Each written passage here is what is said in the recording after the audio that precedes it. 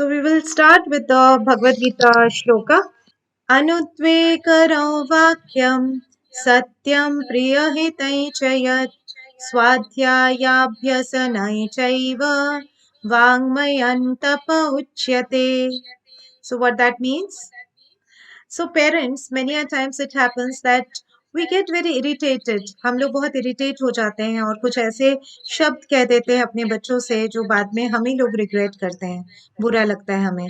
तो ये जो श्लोक है ना, हम हमेशा याद रख सकते हैं कि देखो हम लोग फैमिली में रह रहे हैं, हम संन्यास जीवन तो नहीं जी रहे, बट स्पिरिचुअलिटी को फॉलो कर सकते हैं. एक पार्ट ऑफ स्पिरिचुअलिटी को फॉलो कर सकते हैं फैमिली में रहते हुए. कैसे? By proper usage of speech. किस तरह से हम अपने बच्चों से बात कर रहे हैं, किस तरह से हम अपने मैसेज को उस तक पहुंचा रहे हैं, बच्चे तक पहुंचा रहे हैं, या आपस में मदर इन लॉ तक पहुंचा रहे हैं, अपने हस्बैंड तक पहुंचा रहे हैं, अपनी वाइफ तक पहुंचा रहे हैं, इसके ऊपर हमारा कंट्रोल हो. और कौन कौन से शब्द हम कहें?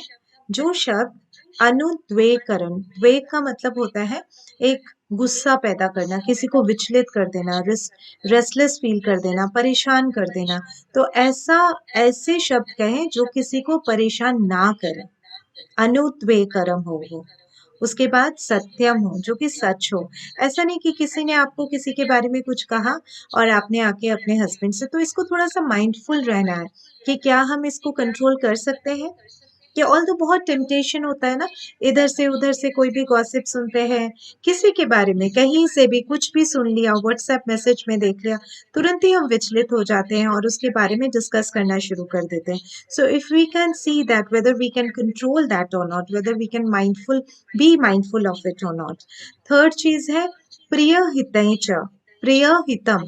प्रिय हितम means that it should be beneficial to the other person. तो एक होता है ना वर्ड्स जो कि डिप्लीट करता है हमारी एनर्जी को. आप देखेंगे किसी किसी से हम बात करते हैं ना, तो हमारा जो मोटिवेशन है वो बहुत डाउन हो जाता है. हम उससे बात करते हैं, लगता है कि अरे मैं तो कुछ भी नहीं हूँ, मैं तो जीवन में कुछ भी नहीं कर सकती, मैंने तो कुछ भी नहीं किया. You feel so depleted in your energy. और दूसरा दूसरा वहीं पे होता है जिसको कि देख के आपको लगता है, जिससे आप बात करके आते हो और आपको बहुत एनर्जी फील होता है, आपको बहुत अच्छा फील होता है उससे बात करने में. So now we have to decide that हम किस तरह के शब्दों का प्रयोग करते हैं. वेदर एंड इट इज स्वाध्याय. स्वाध्याय का एक्चुअल मतलब होता है स्व अध्याय, अपनी अध्ययन करना. That is going deep into self. That जो मैं कह रही हूँ, whether it is as per the Vedic scriptures और नॉट, क्या वो सही है कि नहीं है. कम से कम अपने आप को जान के तो हम कर सकते हैं. जैसे कि whether I am speaking from the zone of anxiety और जोन ऑफ एंगर. कई बार हम गुस्से के जोन से बात करते हैं, तो वो चीज हम कंट्रोल कर सकते हैं. तो this was shloka based learning. अब सेकंड सेगमेंट में हम आते हैं which is story based learning. तो एक बार गौतम बुद्ध जो है ना, वो अपना एक कार्यशाला अरेंज कर रहे थे जहाँ पे बहुत सारे लोग आए हुए थे उनको सुनने के लिए. अब यहाँ पे क्या हुआ कि अचानक से सब लोग बहुत मन लगा के, बहुत ध्यान से सुन रहे हैं उनकी बातों को. तभी एक व्यक्ति, there was a person who came from outside and was screaming, बहुत तेज चिल्ला रहे थे और बोल रहे थे, मेरे बिना ये सभा आरंभ कैसे हुआ, मुझे क्यों नहीं बुलाया गया पहले. तो इस तरह से जब उन्होंने चिल्लाया, चीखा, तो सब लोग डर गए और उनके जो बाकी शिष्य थे वो लोग भी परेशान हो गए कि अभी तो ये इतना चिल्ला रहे, सारा सभा को भंग कर देगा, खराब कर देगा. तो जल्दी से वो क्या किए, वो लोग चले गए गौतम बुद्ध के पास. गौतम बुद्ध के पास जाके बोलते हैं कि ऐसे कोई आया हुआ है, उनको हम बुला लें क्योंकि वो बहुत गुस्से में बहुत शोर मचा रहे हैं. गौतम बुद्ध ने कहा कि नहीं, उनको बिल्कुल नहीं बुलाना है क्योंकि वो व्यक्ति जो है अभी अछूत है.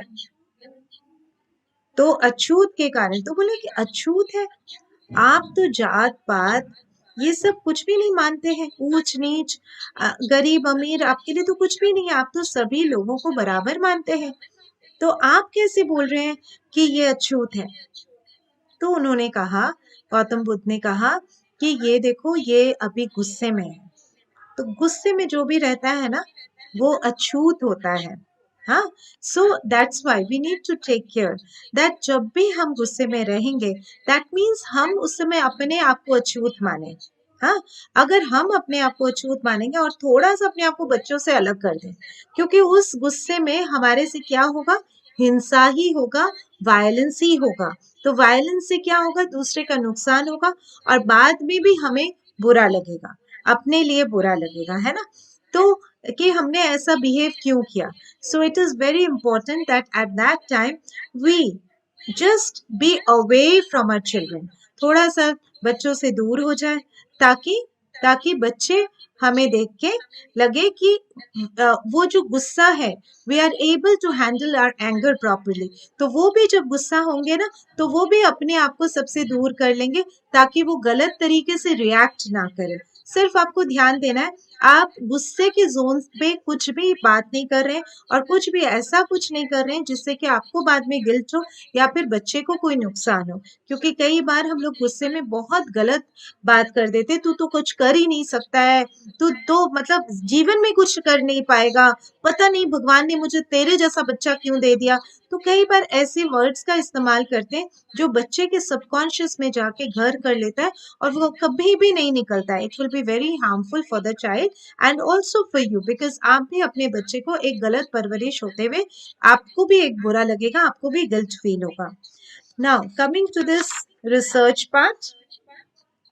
सो एक रिसर्च में ये पाया गया कि when we are in anger, जब हम लोग गुस्से में होते हैं,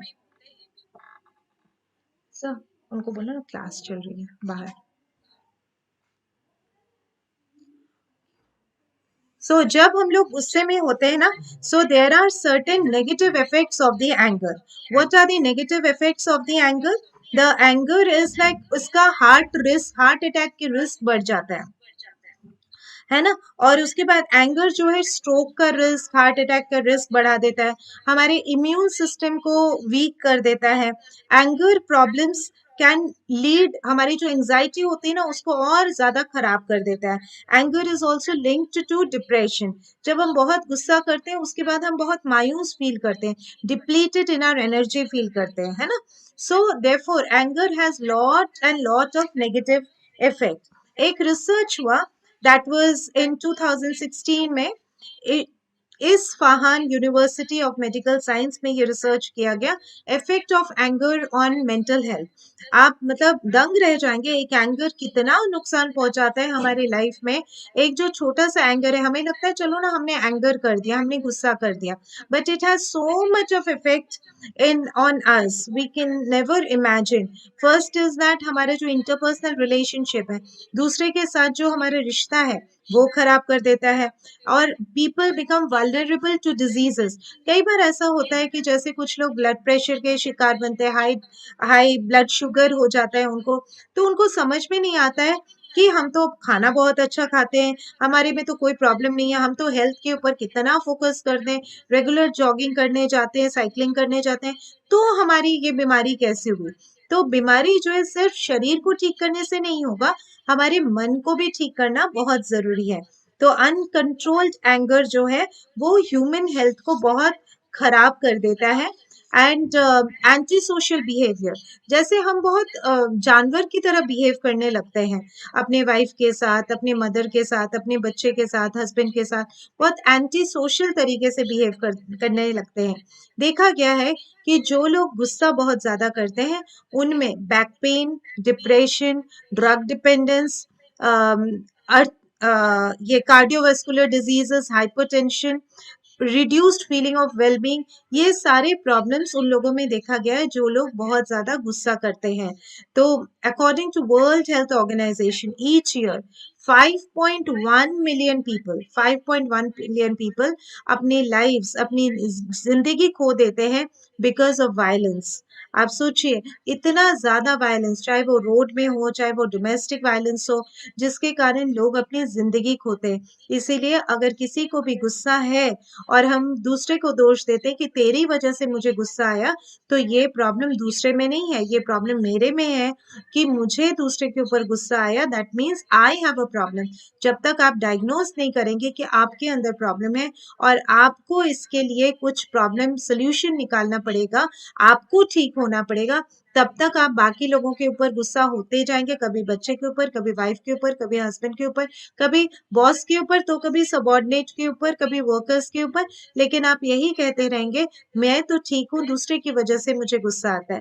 तो अगर आप ऐसा करते हैं तो थोड़ा सतर्क हो जाइए, क्योंकि बहुत जल्दी ही बीमारी का शिकार बनेंगे। और जो हमारा मोटिव है कि आप कभी भी बीमार ना पड़े, you should live a medicine free life. हमारी लाइफ जो है मेडिसिन के लिए नहीं है, मेडिसिन के बिना रहने के लिए है।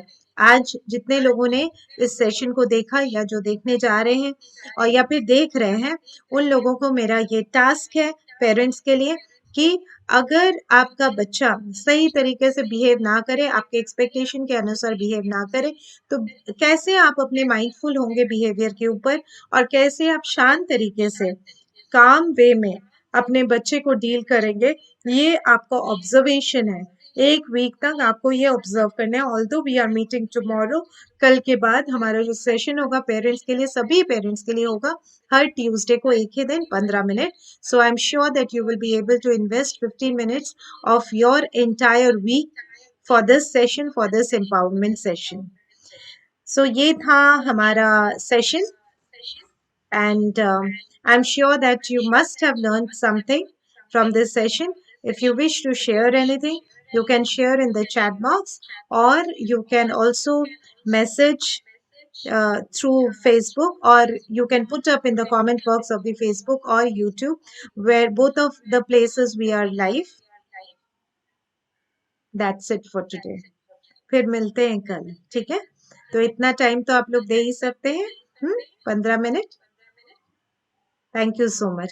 और ऐसे समय पे जब आप बैठते हैं ना एकदम मेंटली कि हमें सेशन के लिए बैठ रहे हैं, ये टाइम कमिटमेंट आप दे रहे हैं 7:30 से 7:45, ये जो टाइम कमिटमेंट दे रहे हैं ना, इसमें आपका एक अलग फायदा होगा, अलग फीलिंग होगी आपको, because we all are into that same mode. सब लोग यहाँ पे लाइव जुड़े हुए हैं, तो you will feel good if you're joining at this time rather than watching the videos later. Thank you so